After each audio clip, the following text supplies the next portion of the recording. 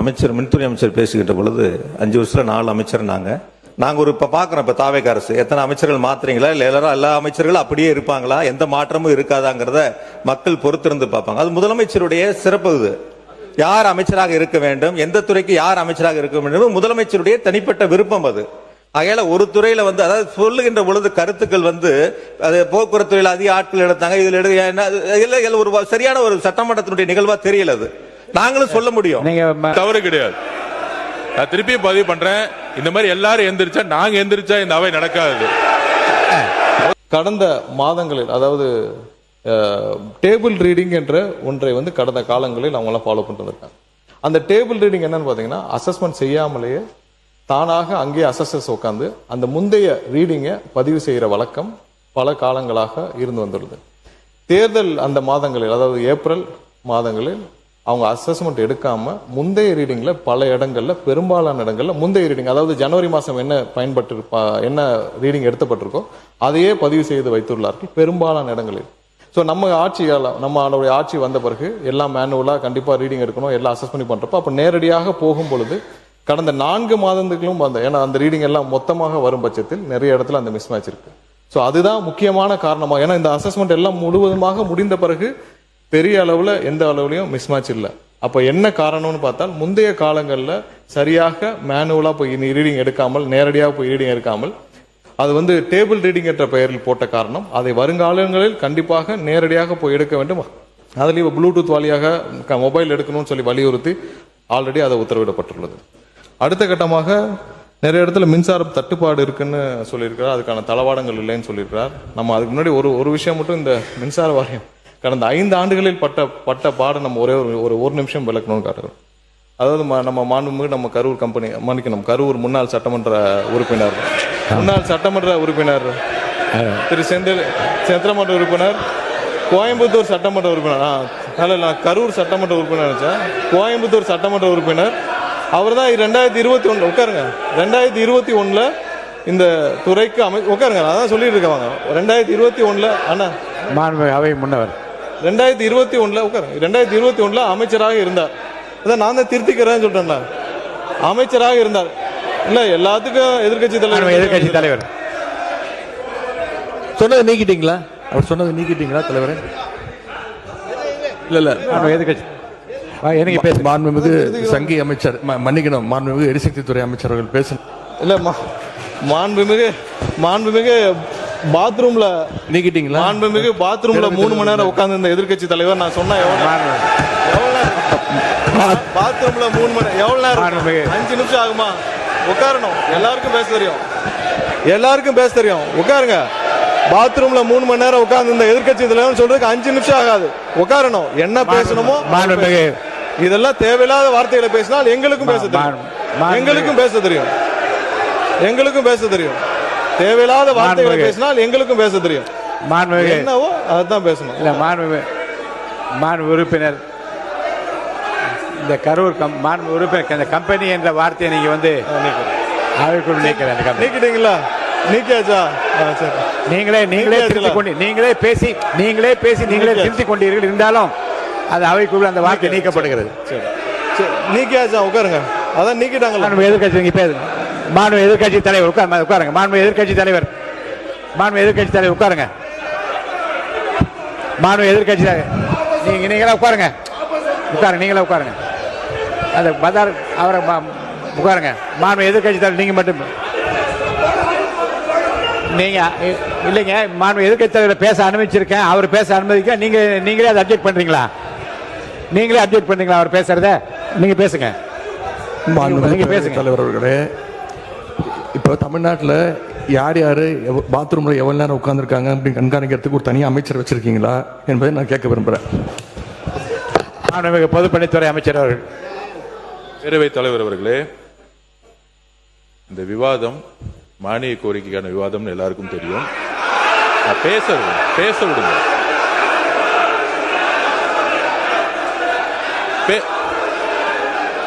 நான் எதுவுமே தப்பா சொல்லல, பேச விடுங்க. எதிர்கட்சி தலைவர் நான் பேச வர்றது என்னன்னு கேட்டுக்கிட்டு பதில் சொல்லிட்டேன். எதிர்கட்சி தலைவர் ஒன்னும் தவறு கிடையாது. நான் திருப்பி பதிவு பண்றேன், இந்த மாதிரி எல்லாரும் எந்திரிச்சா நாங்க எந்திரிச்சா இந்த அவை நடக்காது. அதோ எல்லாரையும் உட்கார சொல்லுங்க, அவங்க உட்கார சொல்லுங்க, எல்லாரையும் உட்கார சொல்லுங்க. உட்காருங்க உட்காருங்க. மாண்புமிகு எதிர்க்கட்சி தலைவர் மட்டும் பேசுங்க. உட்காருங்க, மற்றவங்க எல்லாம் உட்காருங்க. அவர் பேச அப்புறம் நீங்க பதில் சொல்லுங்க. மாண்புமிகு எதிர்க்கட்சி தலைவர் பேசுவாங்க, அதுக்கு மாண்புமிகு பொதுப்பணித்துறை பதில் சொல்லுவார். உட்காருங்க எல்லாம், மீதி பேர்லாம் உட்காருங்க. எல்லாம் உட்காருங்க, எல்லாம் உட்காருங்க. பேரவைத் தலைவர் அவர்களே, நீங்க பேசுங்க. எங்களுடைய சட்டமன்ற உறுப்பினர் முன்னாள் அமைச்சர் அவர்கள் இந்த மானிய கோரிக்கைகளை தெளிவாக புள்ளிவிவரங்களோட பேசிக்கிட்டு இருந்தார். தவறான வார்த்தைகளை முதல்ல பேசுறது யார் என்பது உங்களுக்கு தெரியும். அதையெல்லாம் அவை குறிப்பில் நீங்க நீக்க வேண்டும் என்று நான் கேட்டுக்கொள்கிறேன். பேசுகிற போது பேசுகிற போதே திருத்தி கொண்டு அது அவைக்குள் நீக்கப்படுகிறது. சரியாச்சுங்க, நீங்க சொல்லுங்க. நீங்க திரும்ப பெற்றீங்களா? அப்பயே சொல்லிட்டீங்களே. அவரே சொல்றாரு திரும்ப பெற்றேன்னு சொல்றாரு. அப்புறம் என்ன இதுக்கு மேல என்ன வேணும்? அவரே திரும்ப பெற்றா சொல்றாரு. அவரே சொல்றாரு திரும்ப பெற்றேன்னு சொல்றாரு. அப்புறம் விடுங்க. அதுக்கப்புறம் 2021 காலகட்டங்கள் அமைச்சராக இருந்தார். அவரே சொல்றாரு திரும்ப பெறல என்ன அர்த்தம்? பெற்றாச்சு. வாங்க அடுத்தது பேசுங்க. அந்த 2021 காலகட்டங்கள்ல அமைச்சராக இருந்தார். அதற்கப்புறம் இருங்க, நான் உட்காருங்க. உறுப்பினர் சீனிவாஸ், உங்களுக்கு தனியா ஒரு அவை நடத்தணும்னு நினைக்கிறேன். தயவுசெய்து நீங்க குறுக்க பேசாதீங்க. பின்னர் 2021க்கு பின்னர் அதுக்கப்புறம் வந்து அவர் சிறை செல்கிறார். அதுக்கப்புறம் இன்னொரு அமைச்சர் வருகிறார். இந்த துறை இல்ல நான் இந்த துறை நல்ல விளக்கமா சொல்லுங்க. அப்புறம் அண்ணன் அவர்கள் அமைச்சராக இருக்கிறார். அதற்கப்புறம் வந்து மறுபடியும் இன்னொரு அமைச்சர் திரும்பவும் அமைச்சராகிறார். ஏன்னா இந்த துறையில 4 அமைச்சர்கள் போன 5 வருஷத்துல இந்த துறையில 4 அமைச்சர்கள் மாற்றப்படுகிறார்கள். கடைசியாக திரு சிவசங்கரன் அண்ணன் சிவசங்கரன் அவர்கள் வந்து அமைச்சராக இருக்கிறார். இந்த மாதிரி இந்த துறைக்கு 4 அமைச்சர்கள் மாற்றப்படுகிறார். அந்த 4 அமைச்சர்கள் மாற்றப்பட்ட 4 முறை அமைச்சரவை மாற்றம் நடக்குது இந்த துறைக்கு மட்டும். அதுல என்ன நடக்குதுன்னு பாத்தீங்கன்னா, எல்லா வருடமும் அதாவது ஒவ்வொரு வருட காலகட்டத்திலையும் பாத்தீங்கன்னா, இப்ப சொல்றோமே நம்ம ஆட்கள் பற்றாக்குறை எல்லாமே சொல்லி வரமே, இந்த துறைக்கு மட்டும் அதாவது 2016 நான் அதுக்கு முந்தைய ஆண்டு காலம் மட்டும் ஒரு கம்பாரிசன் சொல்றேன். 2016 2021 ஆண்டு காலத்துல மட்டும் நம்ம மொத்தமாக இங்க ஆட்கள் வேலைக்கு எடுத்தது வந்து 9613 பேர். அதே இதுல இந்த 2021-26 காலகட்டத்தில் வந்து 343 பேர் மட்டும்தான் வேலைக்கு ஆளுகிறதுக்கு எடுக்கப்பட்டது இந்த துறைக்கு. ஸோ அது ஒரு மிகப்பெரிய, ஏன்னா 15,000 பேர்கிட்ட 10,000 பேர்கிட்ட நம்ம வந்து ரிட்டையர்மெண்ட் ஆகிற இடத்துல 343 பேர் மட்டும்தான். இது மிகப்பெரிய ஒரு பற்றாக்குறை. அது இல்லாம சப்ஸ்டேஷன் அதுக்கு முந்தைய ஆண்டு காலகட்டத்தில் வந்து 2016-21 காலகட்டத்தில் 359 சப்ஸ்டேஷன்ஸ் கொண்டு வரப்பட்டது. அதுல இந்த ஆண்டு காலம் இதை 2021-26 வந்து 122. ஸோ இது மாதிரியான இன்ஃப்ராஸ்ட்ரக்சர் லெவல்ல பெரிய லெவலான எந்த மாற்றங்களும் பெரிய மாற்றங்களும் செய்யப்படவில்லை. ஸோ அதே காலகட்டத்தில் நீங்க ஒன்றும் இல்லை, இப்போ தளவாடங்களை பற்றி சொல்லியிருந்தார். எவ்வளவு தளவாடங்கள், அதாவது நாங்கள் டிரான்ஸ்ஃபார்மர்லாம் நிறைய வாங்கணும், இந்த வார காலகட்டத்தில் நிறைய தளவாடங்கள் தேவைப்படும். அதுக்கு முந்தைய ஆட்சி காலத்தில் இருந்து வாங்கின தளவாடங்களுக்கும் இப்போவும் கம்பேர் பண்ணோம்னா, அதுக்கு முன்னாடி பார்த்தீங்கன்னா 84,000 ஒரு டிரான்ஸ்ஃபார்மரும் போன 5 ஆண்டுகளில் 99,000 டிரான்ஸ்ஃபார்மர் மட்டும்தான் வாங்கப்பட்டது. ஏன்னா நம்மளுடைய தேவைகள் மிகவும் அதிகம். நமக்கு இப்போ மட்டும் பார்த்தீங்கன்னா இந்த துறைக்கு சுமார் 593 சப்ஸ்டேஷன்ஸ் நமக்கு உடனடியாக தேவைப்படுது. அதாவது இன்னைக்கு இருக்கிற பவரோடைய மேனேஜ்மெண்ட்டுக்கு தமிழ்நாடு முழுவதும் ஒரு 593 சப்ஸ்டேஷன் தேவைப்படுது. ஸோ இதெல்லாம் ஆய்வில் உட்கொண்ட நம்மளுடைய தமிழக முதல்வர் கிட்டத்தட்ட 3 முறை எங்களுடைய துறைக்கு ஆய்வு செய்திருக்கிறார். அதில் ஆய்வுக்கு உட்கொண்டு இந்த வருடம் மட்டும் உடனடியாக 209 சப்ஸ்டேஷன்ஸை வந்து அப்ரூவ் பண்ணி அதை உடனடியாக நிறுவ வேண்டும் என்று கூறியிருக்கிறார். அடுத்து வர்ற சில ஆண்டுகளில் வந்து 263 சப்ஸ்டேஷன்ஸ் வந்து நம்ம நிறுவ வேண்டும் கேட்டுக்கிறார்.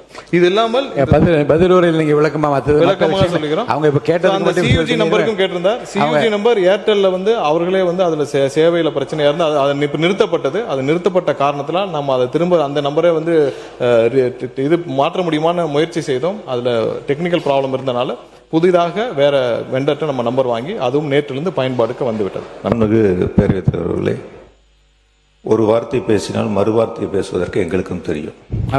இதுதான் வேண்டாம். இல்ல நான் வேண்டாம்னு சொல்றேன். பேசிட்டு நீங்க நீக்கிறீங்க. மாண்பு பேரவைத் தலைவர் நீக்கிறேன்னு சொல்றதுக்கு அப்புறம் பொதுவெளியில போனதுக்கு அப்புறம் நாங்க பதில் சொல்லாம ஊமையா இருந்துட்டு போறதுக்கு இந்த சபைக்கு நாங்க வரல. எங்களுடைய மக்களுடைய கோரிக்கைகளை நானும் பதில் சொல்லிட்டேன். இருங்க, அவர் சொன்னதுக்கு பதில் சொல்லுங்க. அவருக்கு மாண்புமிகு பேரவைத் தலைவர்களே, நான் இந்த ஹார்ட் டிஸ்க் சம்பந்தமா கேட்டேன். பொதுவெளியில மாண்புமிகு மின்துறை அமைச்சர் அவர்கள் சொல்லுகின்ற பொழுது சீரமைப்புகள், முறைகேடுகள், வார்த்தைகள் பார்த்தீங்கன்னா ஒவ்வொரு பத்திரிகையாளர் சந்திப்பிலையும் பெரிய தடிமனான வார்த்தைகளா பயன்படுத்துற மாதிரி ஒரு தோற்றத்தை உருவாக்குறார். அதான் எங்களுடைய எதிர்க்கட்சி தலைவர் போட்டதற்குரிய எங்களுடைய சின்னவர் சொன்னாங்க காலையில். எது இருந்தாலும் நம்ம பதவி ஏற்றுக்கிட்ட கடமையை நிறைவேற்றக்கூடிய வகையில் ஒரு தவறுகள் இருந்தால் உடனுக்குடன் அதை சுட்டி காட்ட வேண்டும், அதன் மீது நடவடிக்கை எடுக்க வேண்டும். அதுதான் நம்ம உறுதிமொழி எடுத்துக்கொண்டதனுடைய அர்த்தம் நிறைவேறும். அப்படி இல்லாம துறையில் சில தவறுகள் இருந்தால் அல்லது முன்னால் உங்களுக்கு கண்களுக்கு அது தவறாக தெரிந்தால் உடனுக்குடன் அதை சுட்டிக்காட்டி நடவடிக்கைகளை மேற்கொள்ள வேண்டும். இப்ப துணை மின் நிலையங்களுடைய நிலைகளை பற்றி சொன்னார்கள். 423 துணை மின் நிலையங்கள் கடந்த 5 ஆண்டுகளில் திராவிட மாடல் ஆட்சியில் அறிவிக்கப்பட்டு 122 துணை மின் நிலையங்கள் நிறைவேற்றப்பட்டு பயன்பாட்டிற்கு கொண்டு வரப்பட்டிருக்கின்றன. நீங்க கொடுத்த வெள்ளை அறிக்கையிலேயே ஏறத்தாழ 122 துணை மின் நிலையங்கள் 10,109 கோடி ரூபாய் மதிப்பீட்டில் பணிகள் நடைபெற்று வருகின்றன என்று உங்களுடைய வெள்ளை அறிக்கையில் நீங்களே தெரிவித்திருக்கின்றீர்கள். அதற்கு 5,066 கோடி ரூபாய் செலவுகள் செய்யப்பட்டிருக்கின்றன, மீதம் இருக்கக்கூடிய பணிகள் நடைபெற்று வருகின்றன என்று சொன்னீர்கள். ஆகையால் கடந்த 5 ஆண்டுகளில் மின் உற்பத்தி அதிகரிப்பதற்கு அதற்கான புதிய திட்டங்களையும் புதிய மின் உற்பத்திக்கு ஏற்ப மின் விநியோகத்திற்கான வழித்தடங்களையும் கட்டமைப்புகளையும் உருவாக்குவதில் திராவிட மாடல் ஆட்சியினுடைய நாயகர் மாண்புமிகு முத்துவேல் கருணாநிதி ஸ்டாலினுடைய பொற்கால ஆட்சியில் மிக சிறப்பாக நடவடிக்கைகள் மேற்கொள்ளப்பட்டன. ஒவ்வொரு முறையும் ஆட்கள் பற்றாக்குறையை பற்றி இங்கே மின்துறை அமைச்சர் அவர்கள் தெரிவித்துக் கொண்டிருக்கின்றார்கள். கடந்த 5 ஆண்டு காலம் திராவிட மாடல் ஆட்சியில் இதே ஆட்களை வைத்துத்தான் எந்தவித மின்தடையும் இல்லாமல் தமிழ்நாட்டில் சீரான மின் விநியோகத்தை வழங்கிய அரசு திராவிட மாடல் அரசு. இந்தியாவில் இருக்கக்கூடிய மாநிலங்களில் நகர்ப்புறங்கள், கிராமப்புறங்கள் என அனைத்து பகுதிகளிலும் தடையில்லாமல் மின்சாரத்தை வழங்கியதற்காக நாடாளுமன்றத்தில் மின்துறை அமைச்சர், ஒன்றியத்தினுடைய மின்துறை அமைச்சருடைய பாராட்டை பெற்ற அரசு திராவிட மாடல் அரசு என்பதை இந்த நேரத்தில் நான் பேரவைக்கு தெரிவித்துக் கொள்கின்றேன். ஆக துணை மின் நிலையங்களுடைய அமைப்புகள் ஒரு பக்கம் இருக்கின்ற பொழுது கூடுதலாக மின் வழித்தடங்கள் எவ்வளவு அமைக்கப்பட்டிருக்கிறது என்று சொன்னால், இஎச்எட் லைனை பொறுத்த வரைக்கும் 4003 கிலோமீட்டர். இது நீங்க வெள்ளை அறிக்கையிலேயே கொடுத்திருக்கிறீங்க எவ்வளவு அமைக்கப்பட்டிருக்குங்கிறத. ஹெச்எட் லைனை பொறுத்த வரைக்கும் 25,963 கிலோமீட்டர். எல்டி லைனை பொறுத்த வரைக்கும் 23,173 கிலோமீட்டர் கடந்த 5 ஆண்டுகளில் மின் வழித்தடங்கள் அமைக்கப்பட்டிருக்கின்றன. 99,000 மின்மாற்றிகள் கடந்த 5 ஆண்டுகளில் அமைக்கப்பட்டிருக்கின்றன. இதுவரை தமிழ்நாடு அரசினுடைய வரலாற்றில் 5 ஆண்டுகளில் 99,000 புதிய மின்மாற்றிகள் அமைக்கப்பட்ட அரசு திராவிட மாடல் அரசு என்பதை இந்த நேரத்தில் நான் பெருமையோடு இந்த அவைக்கு நான் சுட்டிக்காட்டுகின்றேன். ஆகையால் மின் கட்டமைப்பு என்பது ஒரு பக்கம் முழுமையாக வலுப்படுத்தப்பட்டு மின்சார விநியோகத்திற்கான நடவடிக்கைகள் எடுக்கப்பட்டதோடு இன்னும் மிக முக்கியமாக இந்த கொள்கை விளக்க குறிப்பு நேற்று நைட் 10 மணிக்கு வந்துச்சு. 10 மணிக்கு கொடுத்தாங்க. 6 துறைகள் இருக்கு, 6ஐயும் படிக்கணும். நான் நைட்டு தூங்கும்போது மணி 3:30, காலையில் எந்திரிக்கும் போது திரும்ப 5:30. மாண்புமிகு உறுப்பினர், ஏற்கனவே நேற்று கூட நான் இதை பற்றி இங்கே வந்து அறிவுறுத்தினேன். மாண்புமிகு அமைச்சர் பெருமக்களுக்கும் மாண்புமிகு அமைச்சர் பெருமக்களுக்கும் துறை சார்ந்தவர்களுக்கும் நான் ஏற்கனவே அறிவிப்பு நான் சொல்லியிருக்கிறேன். இந்த மானிய கோரிக்கைகள் மீது பேசுகின்றவர்களும் அல்லது உறுப்பினர்களும் படித்தாதான் நாம் என்னென்ன சீரிய திட்டங்களை எல்லாம் கொண்டு வந்திருக்கிறோம் என்று மக்களிடம் கொண்டு போய் சேர்க்க முடியும். அந்த குறையை நிறைவாக்குவதும் சரிவை சரி கட்டுவதற்கும் படித்தால்தான் தெரியும். அப்போ படிப்பதற்குரிய வாய்ப்பை தர வேண்டும் என்றால் ஒரு நாள் முன்னதாகவே, அல்லது நான் 5 நாள் என்று முதல்ல அறிவித்திருந்தேன், அப்புறம் அது 3 நாட்கள் என்று சொன்னால் அது ஒரு நாள் முன்னதாக அடித்தால்தான் படித்துவிட்டு வருவதற்கு ஏதுவாக. அந்த வகையில் அனைத்து துறை முன்னாள் முதலமைச்சர் எடப்பாடி பழனிசாமி 2 நாள் முன்னே கொடுப்பேன் என்று சொல்கிறார். இப்போதும் ஒரு நாள் முன்னதாக மாண்புமிகு உறுப்பினர்கள்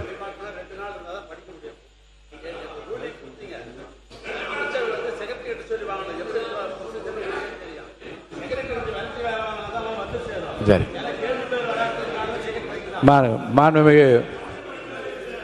மாண்புமிகு உறுப்பினர்களுக்கு ஒரு நாள் முன்னதாகவே அதை தர வேண்டும் என்று நான் மீண்டும் அவர்களுக்கு அறிவுறுத்த விரும்புகிறேன். மாண்புமிகு உறுப்பினர் பேசலாம். நீங்க மாண்புமிகு பேரவையாளர்களே, நன்றி தெரிவித்துக் கொள்கின்றேன். மொத்தம் 6 துறைகளுடைய பக்கம் 834 பக்கம். இந்த 834 பக்கத்தையும் படிச்சு முந்தைய 5 ஆண்டுகளுடைய சாதனையுடைய திட்டங்களையும் இரண்டையும் ஒப்பிட்டு பார்த்து அதற்கான தரவுகளை நாம் தயார் செய்ய வேண்டும். நானும் மின்வாரியத்தினுடைய கொள்கை விளக்க குறிப்பை ஏறத்தாழ 238 பக்கமே தான் இருக்கு, முழுசா படிச்சு பார்த்தேன். ஒரு 4-5 பக்கத்துல தான் டேட்டாஸ்லாம் இருக்கு, மீதி இருக்கிறதெல்லாம் அப்படியே பொதுவா இருக்கு. 2025-26 கொள்கை விளக்க குறிப்பில் இருக்கக்கூடிய அந்த புள்ளி விவரங்கள்லாம் நீக்கிட்டு சரத்துக்கள் மட்டும், வரிகள் மட்டும் அதிலே இடம்பெற்று இருக்கின்றன. வேற ஒன்றும் பெரிய மாற்றங்கள் இல்லை. ஒரு 4 பக்கம் மட்டும் அந்த கொள்கை விளக்க குறிப்பில் மாற்றங்கள் செய்யப்பட்டிருக்கின்றன. இந்த அரசு முன்னெடுத்திருக்கக்கூடிய குறிப்பாக அறிவிக்கப்பட்ட 2 திட்டங்களை மட்டும் அதிலே சேர்த்து பழைய 2025-26 கொள்கை விளக்க குறிப்பு இப்பொழுது 2026-27 புள்ளி விவரங்கள் இல்லாத கொள்கை விளக்க குறிப்பாக இந்த மின்வாரியத்துடைய கொள்கை விளக்க குறிப்பு அமைந்திருக்கின்றன. அது மட்டுமல்ல, அந்த கொள்கை விளக்க குறிப்புல 3437 கேங்மேன்களுக்கு 18/6/2026 ஊர் மாறுதல் செய்ததாக, பணியிட மாறுதல் செய்ததாக அதில் தெரிவிக்கப்பட்டிருக்கின்றன. இன்னைக்கு வரைக்கும் அவங்க எல்லாம் விடுவிக்கப்படலை, உத்தரவு தான் போட்டிருக்கு. இன்னைக்கு வரைக்கும் அவங்களாம் விடுவிக்கப்படலை. ஆனால் திராவிட மாடல் ஆட்சியில் பணியிட மாறுதல் செய்யப்பட்ட உடன் விடுவிக்கப்பட்டு அவர்கள் எந்த இடத்திற்கு பணியிட மாறுதலை பெற்றார்களோ அந்த உரிய நேரத்தில் சென்று அவருடைய பணியை சேர்வதற்கான வாய்ப்பை தந்த அரசு திராவிட மாடல் அரசு.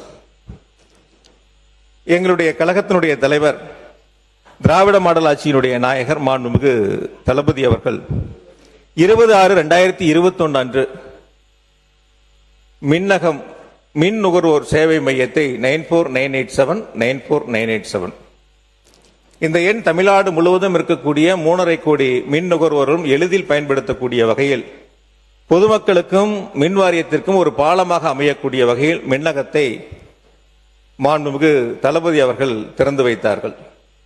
அந்த மின்னகம் குறித்து இந்த கொள்கை விளக்க குறிப்பில் ஒரு வரி, ஒரு வார்த்தை கூட இடம்பெறவில்லை.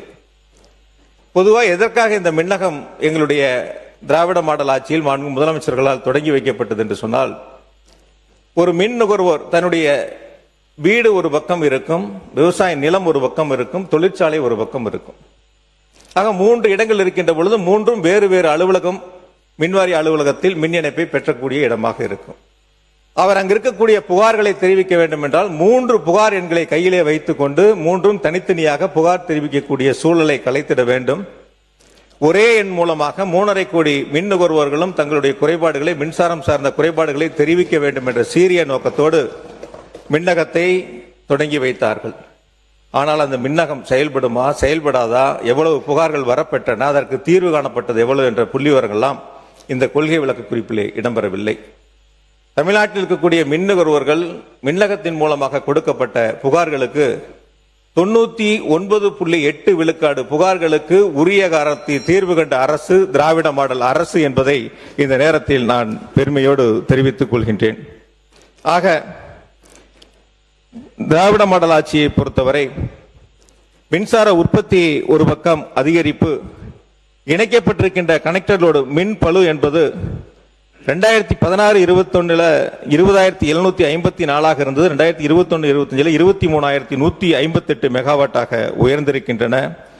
உச்ச மின் தேவையை பொறுத்தவரை 2024-25 ஆண்டில் 20,830 மெகாவாட்டாகவும், ஒரு நாளடிய மின் நுகர்வு என்பது 2025 446 மில்லியன் யூனிட்டாகவும் உயர்ந்து ஒரு வரலாற்று சாதனையை நிகழ்த்திய அரசு திராவிட மாடல் அரசு என்பதை இந்த நேரத்தில் நான் பெருமையோடு சுட்டிக்காட்டுகின்றேன்.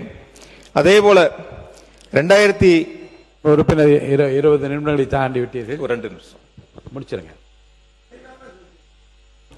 பொதுவாக ஒரு அரசு எந்த அளவிற்கு செயல்படுகிறது என்பதை எடுத்துக்காட்டக்கூடிய இடமாக மின்சாரத்துறை விளங்குகின்றன. நாட்டினுடைய தொழில் வளர்ச்சி, வேலை வாய்ப்புகள் உருவாக்குவதில் அந்த சிறப்பு கவனத்தை பெறக்கூடிய வகையில் மின் விநியோகத்தினுடைய மின் நுகர்வுடைய அதிகரிப்பு எந்த அளவிற்கு தொழில்துறையில் அதிகரிக்கிறதோ அதை பொறுத்துதான் தொழில்துறையினுடைய வளர்ச்சியும் அமைந்திருக்கும். அந்த வகையில் எல்டி தொழிற்சாலையினுடைய மின் நுகர்வு 2019-20 7,315 மில்லியன் யூனிட் என்பது 2025-26 8,500 மில்லியன் யூனிட்டாகவும், HT தொழிற்சாலையுடைய மின் நுகர்வு என்பது 2018-19 26,532 மில்லியன் யூனிட் என்பது 2025-26 36,000 மில்லியன் யூனிட் என்ற அளவிற்கு உயர்ந்திருக்கின்றன. அனல் மின் நிலையங்களை பொறுத்தவரை வடசென்னை அனல் மின் நிலையம் ஸ்டேஜ் 3 பயன்பாட்டிற்கு கொண்டு வந்தவர் மாண்புமிகு தளபதி மு.க. ஸ்டாலின் அவர்கள். அதேபோல உடன்குடி அனல் மின் நிலைய திட்டம், எண்ணூர் சிறப்பு பொருளாதார மண்டலம் உள்ளிட்ட பல்வேறு அனல் மின் திட்டங்களை முன்னெடுத்து அதை விரைவாக முடித்திட வேண்டும் என்று தொடர்ந்து மின்சார வாரியத்தை கண்காணித்து அதற்கு செயல் வடிவம் தந்த அரசு திராவிட மாடல் அரசு, அதனுடைய முதலமைச்சர் மாண்புமிகு தளபதி அவர்களுக்கு இந்த நேரத்தில் என்னுடைய நன்றி பணிவன்போடு தெரிவித்துக் கொள்கின்றேன். அதேபோல அனல் மின் நிலையங்கள் மூலமாக தமிழ்நாடு மின்சார வாரியத்திற்கு சொந்தமான அனல் மின் நிலையங்கள் மூலமாக 2020-21 ஆண்டு 15,554 மில்லியன் யூனிட் உற்பத்தி செய்யப்பட்ட நிலையில் 2023-24 25,516 மில்லியன் யூனிட் உற்பத்தி செய்து படிப்படியாக தன்னுடைய சொந்த உற்பத்தியை அதிகரித்த அரசு திராவிட மாடல் அரசு என்பதை இந்த நேரத்தில் நான் பெருமையோடு சுட்டிக்காட்டுகின்றேன். அதேபோல காற்றாலை மின்சாரத்தினுடைய நிறுவுதிறன் 1 கல்லானை சார் ஒரு நிமிஷம் நன்றி சொல்லி முடிங்க. இல்ல நன்றி சொல்லி முடிங்க. காற்றாலை மின்சாரத்தினுடைய நிறுவுதிறன் 1/4/2021 8,565 மெகாவாட். இது தற்பொழுது 11,686 மெகாவாட். 5 ஆண்டுகளில் 3,121 மெகாவாட் அளவிற்கு காற்றாலை மின்சாரத்தினுடைய நிறுவுதிறன் உயர்ந்திருக்கின்றன. அதேபோல ஒரு அரசினுடைய செயல்பாடுகள் அதனுடைய நிதிநிலையை பொறுத்து அதனுடைய செலவினங்கள் வருவாய் போன்றவற்றை பொறுத்து அமைகின்றன. அந்த வகையில் தமிழ்நாடு மின்சார வாரியத்திற்கு தேவையான அந்த நிதிகளை தந்து தமிழ்நாடு மின்சார வாரியத்தை காப்பாற்றிய முதலமைச்சர் மாண்புமிகு தளபதி மு.க. ஸ்டாலின் என்பதை இந்த நேரத்தில் நான் பெருமையோடு சுட்டிக்காட்டுகின்றேன். அதற்கு காரணம் தமிழ்நாடு மின்சார வாரியத்திற்கான அந்த வருவாய்க்கும் செலவுக்குமான இடைவெளிகள் ஏற்படுகின்ற பொழுது அதற்கான நிதிகளை முழுமையாக தந்து அந்த மின்சார வாரியத்தை காப்பாற்றி தந்தார். நான் இதை மாண்புமிகு நீர்வளத்துறை அமைச்சர் இன்னைக்கு சொல்லணும். மாண்பு நீர்வளத்துறை முடிச்சு நீங்க முடிச்சா என்ன இல்ல நீங்க முடிச்சாச்சுங்க. உங்களை பொறுத்த வரைக்கும் முடிச்சாச்சு, அவ்வளவுதான். அதுக்கு மேல இல்ல நன்றி சொல்லுங்க. திரும்ப அதே சொல்லிட்டு இருந்தா பாருங்க. இல்ல இல்ல இல்ல முடிங்க. ஒரு நிமிஷம். ஏன்னா அவர் 5 ஆண்டு காலத்தில் அவர் அமைச்சராக அந்த முந்தைய அரசாங்கத்தினுடைய என்னென்ன பண்ணாங்கன்றதை விளக்கமா சொல்றாரா. இப்ப இருக்கிற அரசாங்கத்துக்கும் இதெல்லாம் செய்யுங்க என்று சொல்லுகின்ற ஆலோசனையும் சேர்த்து வழங்கியிருந்தா கூட ஒரு 2 நிமிஷம் நன்றி சொல்லுங்க. அதே தான் சொல்லிட்டு இருக்கேன். நன்றி. ஏற்கனவே அதுதாங்க நான் கொடுத்துட்டு இருக்கேன். மாண்பு பேரவைத் அதுதான் சுட்டி காட்டினேன். என்னென்ன இப்ப நன்றி சொல்லி முடிங்க. மாண்பு பேரவைத் தலைவர் அவர்களே, 2016-21 வருவாய் பற்றாக்குறை 58,534 கோடி மின் வாரியத்தினுடைய இழப்புகள். அதே 2021-26 34,447 கோடி. குறிப்பா 2020-21 14,542 கோடி மின் வாரியத்தினுடைய நஷ்டம். அது 2025-26 933 கோடியாக குறைத்து காட்டிய அரசு திராவிட மாடல் அரசு என்பதை இந்த நேரத்தில் நான் பெருமையோடு சுட்டி காட்டுகின்றேன். அதாவது வாரியத்தினுடைய செயல்பாட்டுக்கு ஒரே ஒரு உதாரணத்தை மட்டும் சொல்லி நேரத்தில் அருமைகருதி நிறைவு செய்கின்றேன்.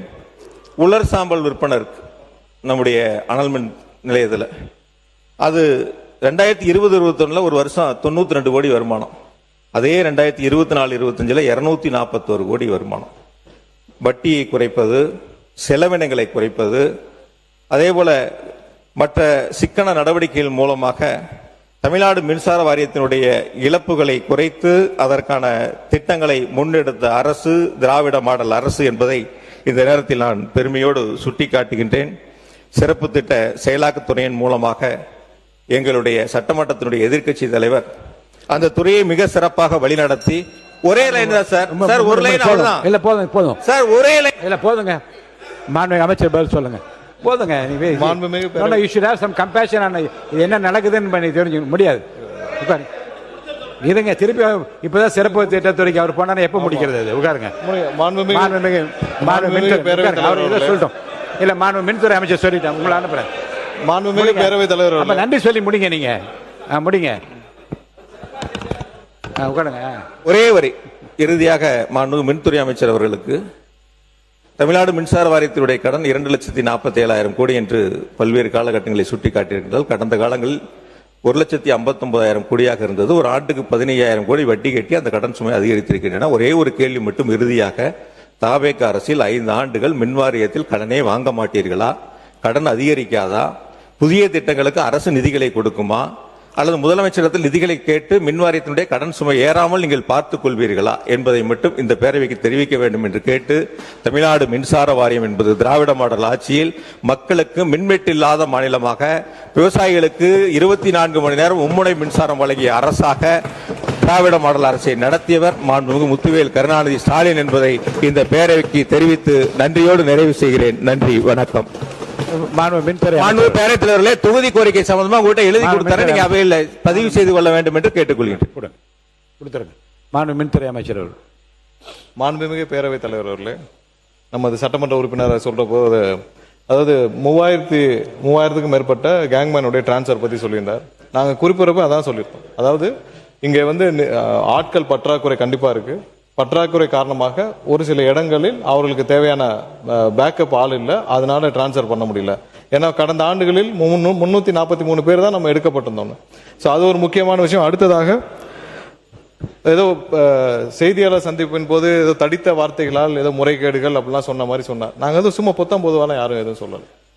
இந்த துறையில் அமைச்சராக வந்த பொழுது முதல்வருடைய உத்தரவின் பேரில் கடந்த 5 ஆண்டுகள் நடந்த அனைத்து டெண்டர்களையும் அனைத்து ஒப்பந்தங்களும் தீவிரமாக ஆராய்ந்து, அதுல 4 அமைச்சர்கள் மாறின பிறகும் எல்லாவற்றையும் ஆராய்ந்து 45 டெண்டர்களில் பெரிய அளவில் முறைகேடுகள் கண்டுபிடிக்கப்பட்டு, அது டிபிஎஸ்சி விஜிலன்ஸுக்கும் ரெஃபர் பண்ணப்பட்டு, வழக்கும் பதிவு செய்யப்பட்டு, அதுவும் தற்போது விசாரணையில் நடந்து வருகிறது. அவருக்கும் தெரியும் அது விசாரணையில் நடந்து வருகிறது. அது இல்லாமல் இப்போ வந்து கடன் வாங்கப்படும், ஏன்னா இது தனி நிறுவனம், இது கார்பரேஷன், இது பொதுத்துறை நிறுவனம். இந்த நிறுவனம் இது ஒரு அளவுக்கு தான் அரசு இதுக்கு நிதி கொடுக்குமே தவிர இது தானாக இயங்க தாங்க இயங்கக்கூடிய ஒரு நிறுவனம். கடன் வாங்கி தான் செய்ய முடியும்.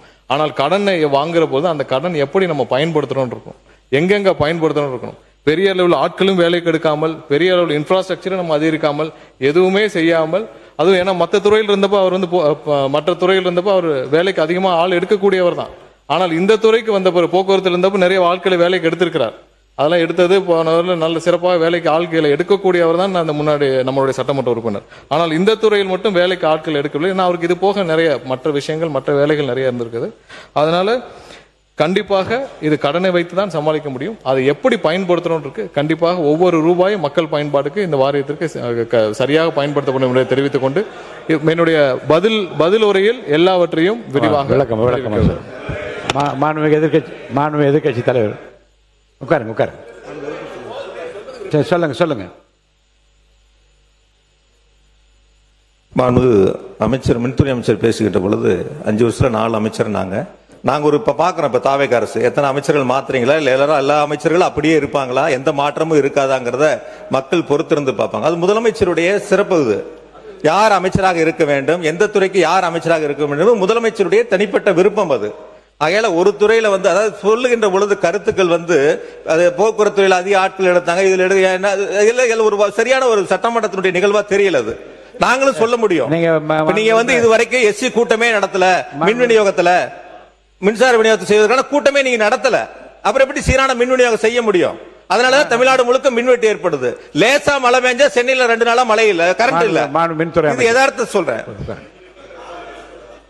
நாங்க என்ன சொன்னோம்னா 4 அமைச்சர்கள் இந்த துறைக்கு மாற்றப்பட்டிருக்கு. 4 முறை அமைச்சரவை மாற்றம் நடந்திருக்கு. 4 முறை மாற்றப்பட்டு இந்த துறையில் என்னென்ன நடந்திருக்கு நம்ம சொல்றோம். அதெல்லாம் ஒன்றும் தப்பு இல்ல. அவர் ஏற்கனவே வந்து வேலைக்கு ஆள் எப்படி எடுத்தான்றதில், வேலைக்கு ஆள் எடுப்பதில் வல்லுனர், அது வல்லுனர்னு ஊருக்கே தெரியும். அது எடுத்தவரை இங்கேயே எடுக்கலன்னு தான் கேட்கிறோம். எடுத்திருந்தா நல்லபடியா இருந்திருக்கும், இப்போ நடந்திருக்கும். அடுத்ததுக்கு போகலாம். நன்றி.